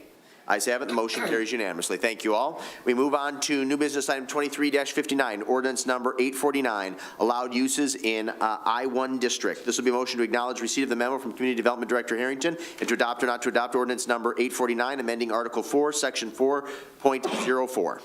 Move to acknowledge and to adopt. Moved by Gearbaugh to acknowledge and to adopt. Is there a second? Second. Seconded by Kamara Sulak. I'm going to let Mr. Harrington begin, and then I believe on this motion and the 3 subsequent motions, they were all discussed at the Planning Commission level. So after Mr. Harrington's remarks, if Mr. Gearbaugh, as the liaison to the Planning Commission, would like to share some thoughts, we would welcome that. Absolutely. So this was a loophole, or not really a loophole, but maybe a misintention when the marijuana ordinance was adopted that would have theoretically allowed marijuana in the I-1 district. It's not a pressing issue because all the I-1 zone properties in the city are directly across from Henny Field, which would buffer them out anyways because that's owned by the school district.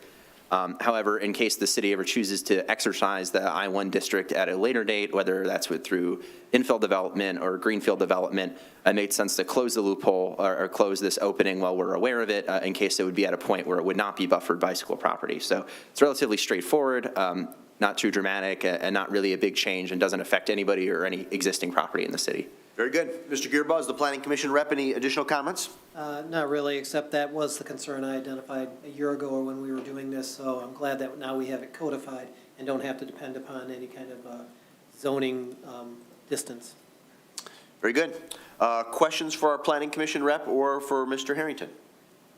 I can add there will be some more regulatory ordinances at the next council meeting because of my vacation and the back-to-back meetings. It kind of got pushed to an extra meeting. In fact, in full disclosure, I think the only action items on Wednesday's Planning Commission agenda are revisions to ordinances.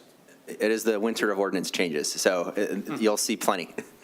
If it improves our regulatory framework, I'm all for it. Is there any discussion on the motion? Then we'll proceed to vote. It's been properly moved by Gearbaugh, seconded by Kamara Sulak to acknowledge and to adopt. All those in favor say aye. Aye. Opposed say nay. Ayes have it, the motion carries unanimously. We move on to new business item 23-60, ordinance number 850, site plan review standards. This will be a motion to acknowledge the receipt of the memo from Community Development Director Harrington and to adopt or not to adopt ordinance number 849, amending Article 8 of the zoning code. Move to acknowledge. Moved by Dillon simply to acknowledge. Is there a second? Second. Seconded by Gearbaugh. Again, Mr. Harrington, if you'd like to begin, and then we'll entertain comments from our Planning Commission rep. Absolutely. Ordinance 850, 851, and 852 all relate to the same thing. It's updating our site plan review standards. And it's not even so much of an update because there are very few substantive changes. It's primarily reformatting the section to be in a table, to be a lot more legible to developers, to homeowners, to applicants alike. To make it easier to process, understand what the city is requiring of you and asking. It's a relatively common practice to change these and make them more legible to the general public. So just to go over the couple substantive changes that were made, and one's not even really that substantive, but in the site plan standards as they are now in that chapter, there's this insinuation that a public hearing shall be held by the Planning Commission. A public hearing is different than a public noticing and a public comment period. And although we're all for noticing neighbors and allowing public comment and encouraging public comment to get public feedback, a public hearing is a state requirement to publish something in a paper, to hold an official public hearing. It's a different type of action item on an agenda. So removing that redundancy actually makes us compliant with the Redevelopment Ready Communities, which is a Michigan Economic Development Corporation program. Gives us access to more grant funding, gets us access to technical assistance, and some of that's by right. So they're not competitive grants, so to speak, which makes it a lot easier to get those things and then use their dollars to match with our own dollars for projects that we'd like to see in the city, whether that's zoning code updates, whether that's downtown design studies, things of that nature. So removing that language that insinuates a public hearing, although we're under no state requirement to hold one, and although I'm not even sure if that's been the practice of the city in the past, and just make it very clear, it's a public comment section, every neighbor is noticed that's in proximity to it, but we're not publishing it in MLive like we do for special land uses or other state mandated public hearing requirements. The other substantive change was just an addition to the administrative review process that we actually stole from Dexter and their language specifically because it's good language. So if there's a change of use to a similar or less intense use and the applicant's not proposing any exterior site modifications besides signs or maybe adding a little bit of lighting or maybe redoing the sidewalk in front of their building, those types of modifications won't need to come through the formal site plan process, which requires you to hire an architect to draw a site plan. So this is something that came up with those two dog groomers that you all took a look at last fall or summer. So it's meant to ease the administrative and regulatory burden on people who might have a special land use or who might just be simply changing use that would have to go through the regular certificate of occupancy process, but don't need this additional step of hiring an architect to draw the entire site. So it's once again meant to streamline a regulation to make it a little bit easier for people to work around, and it's relatively confined in scope of what an administrative review can and cannot be. Very good. Thank you for that. Very thorough. Mr. Gearbaugh, anything to add? No, I think the only one, it'll be the next ordinance we talk about is the percentage on green space. But most of these, the only concern with this one had is as we expand into administrative review and evaluation, it really depends upon the staffing and the abilities of the staff to make sure that it's properly evaluated. My concern with that one is to make sure that somehow there may be some reporting or something that needs to happen to the Planning Commission on a regular basis to understand exactly what's happening so that it doesn't fall into cracks. In the past, we've had a number of changes, and this is from personal experience and understanding. We've had individuals change uses without contacting the city and not found out about for years on or more. And I'm just concerned that if we don't have a more formalized approach to it, understanding and how it's reported, it could slip through the cracks. Yeah, absolutely. An administrative review is already something that exists as an option within our site plan review standards. So like parking lot adjustments that add to the parking or don't decrease below the required threshold could be administratively reviewed. I think signs in general fall under the administrative review for site plan review standards. So it's nothing particularly uncommon, but I understand the concern, and we can definitely formalize a department process.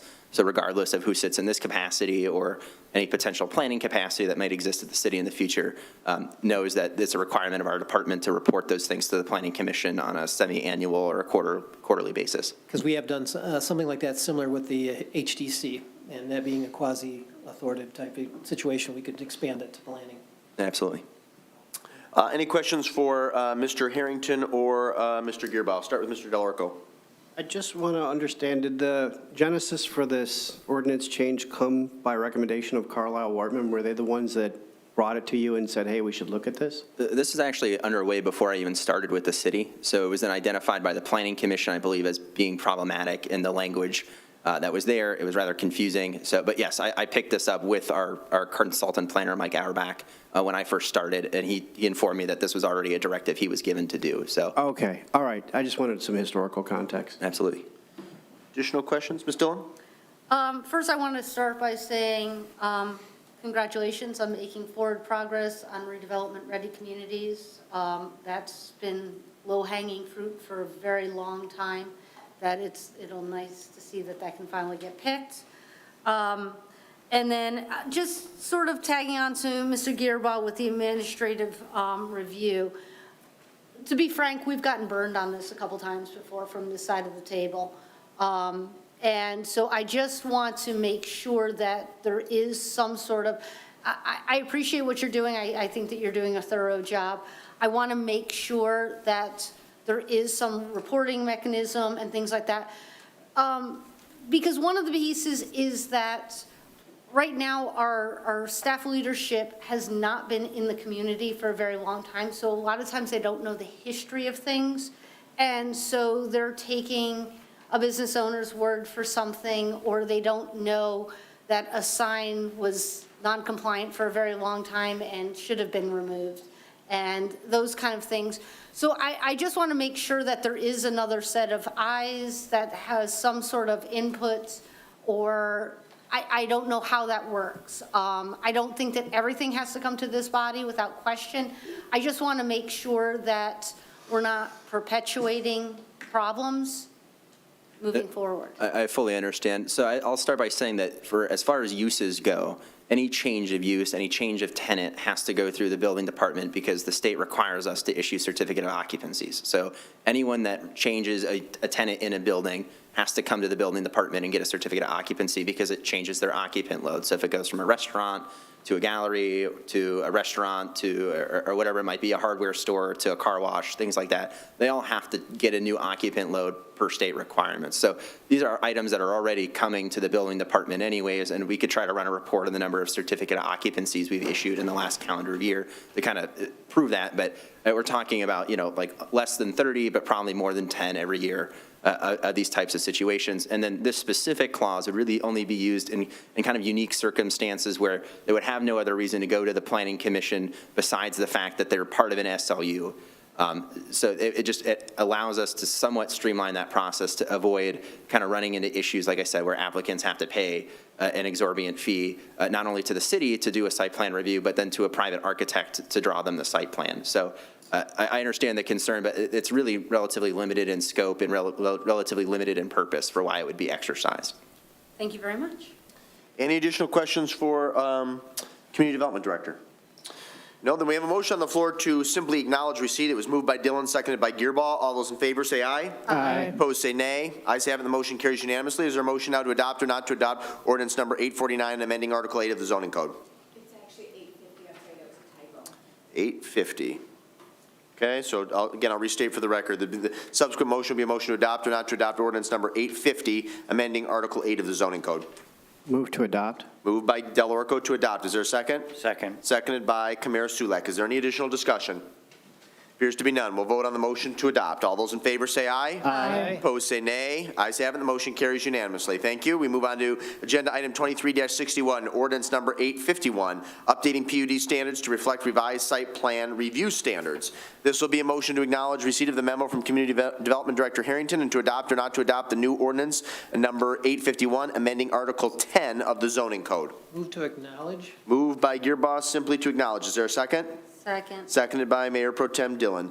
Again, following the same protocol. Mr. Harrington, if you'd like to begin, and then I'll defer to our Planning Commission representative. I would say there's probably a typo. So this is also what Mr. Gearbaugh is going to talk about.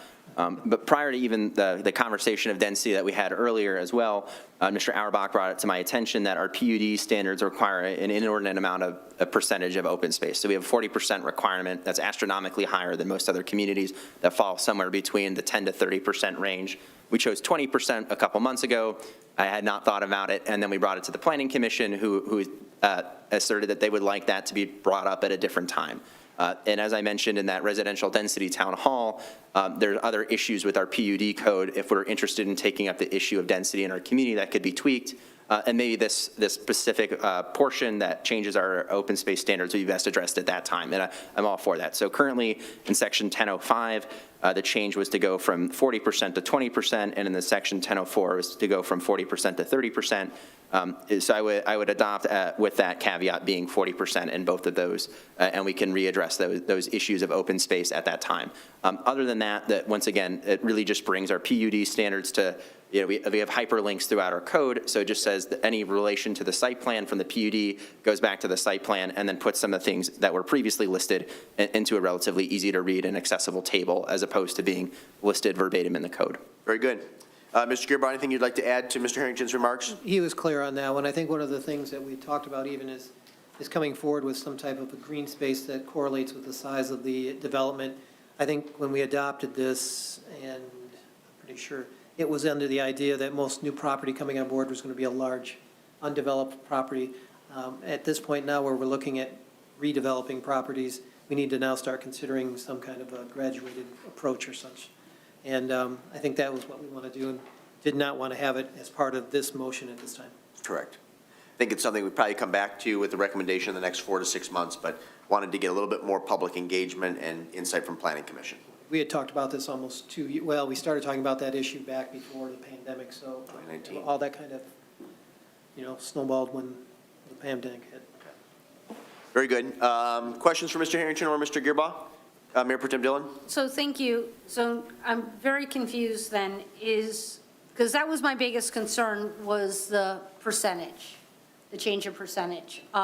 Just because in the Carlisle-Wortman memo, it specifically said they had not, it was beyond the scope of what they had done was reviewing PUD.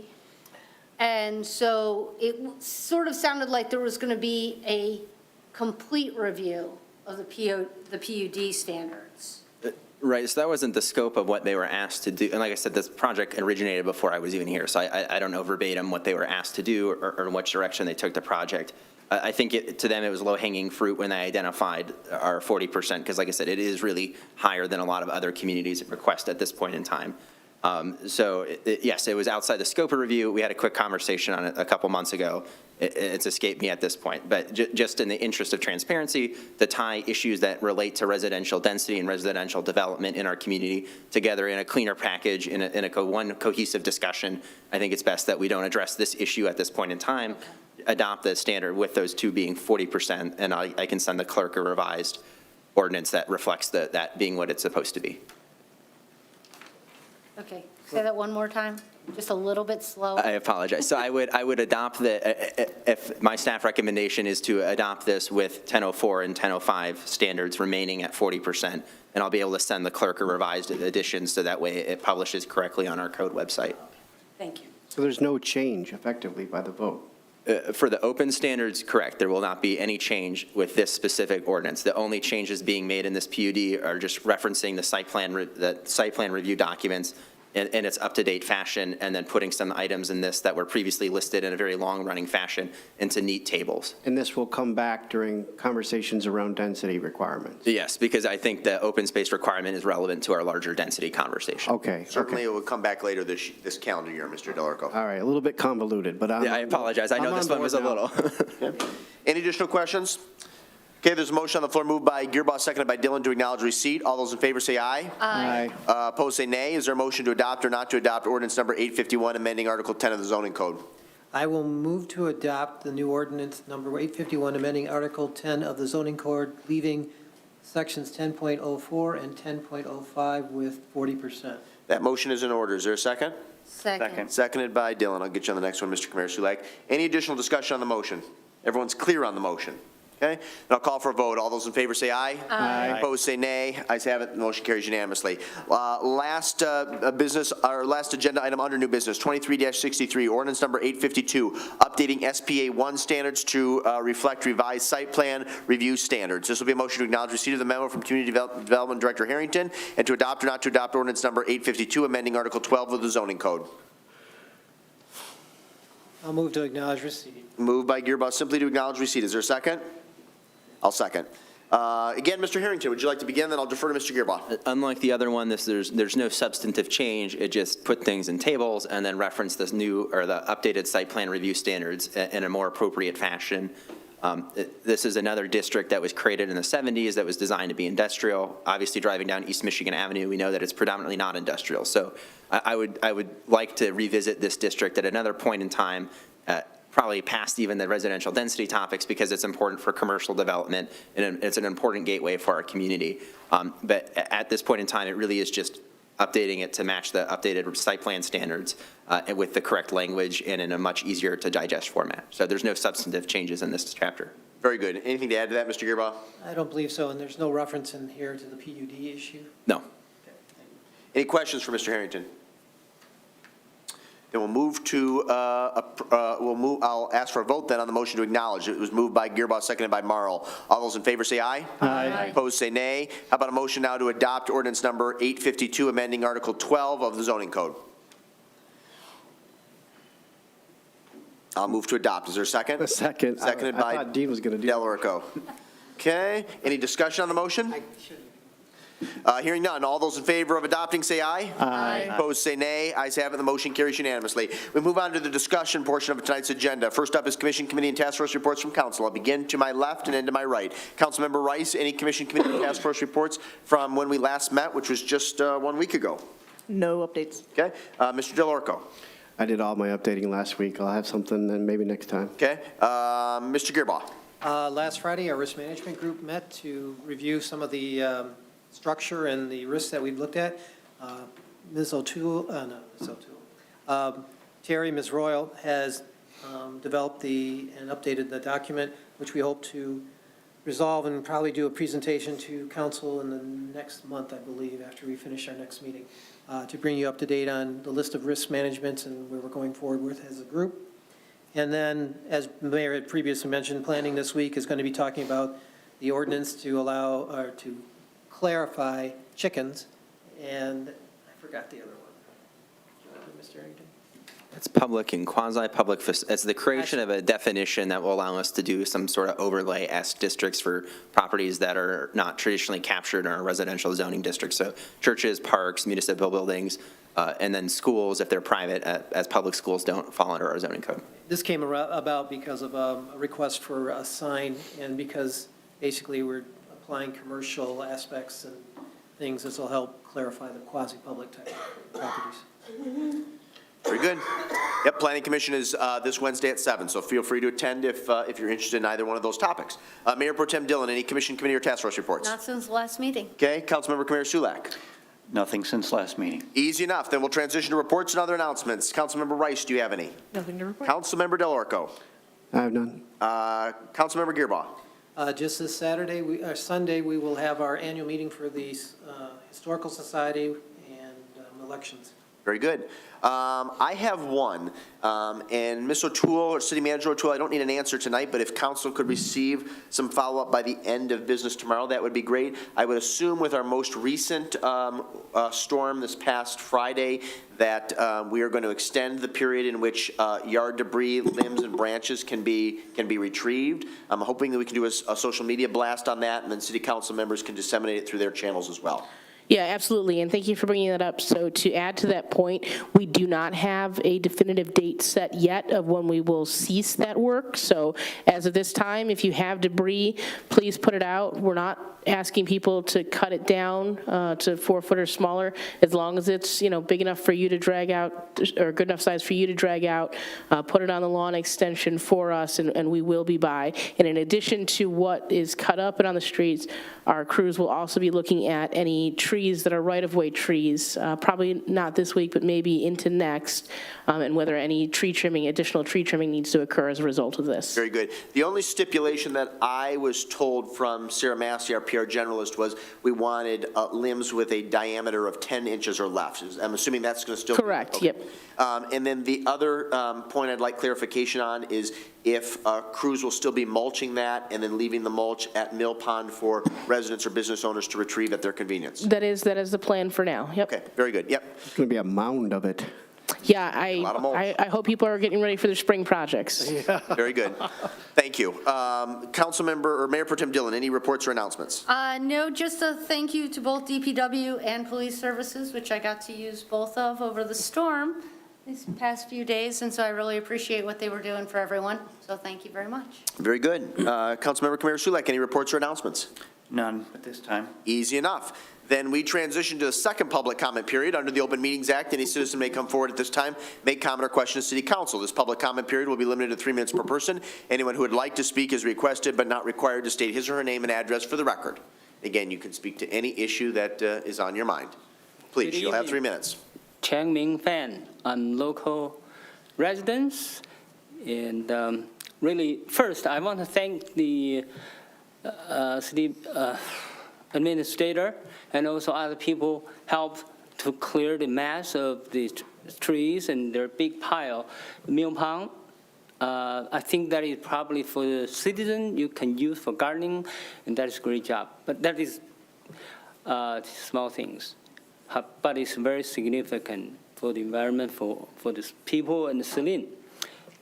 And I just want to briefly touch one of the things which is I have been thinking about the coming strategic plan meeting and master plan modification after so many years, after these chaotic things of coronaviruses, and even during the time international conflicts, military between Russia and Ukraine, city of Saline is ready to move forward.